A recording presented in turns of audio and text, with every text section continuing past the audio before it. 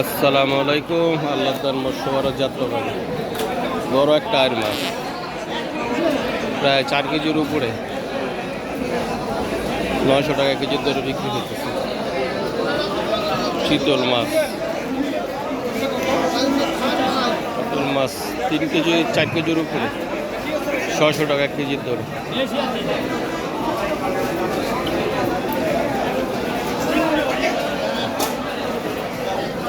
ছোটগুলা 500 টাকা কেজি।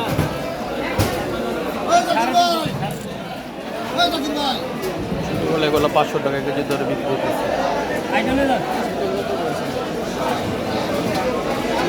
চিকড়া মাছ কয় টাকা? চিকড়া 350 টাকা গোটা চিকড়া মাছ বিক্রি হইতেছে।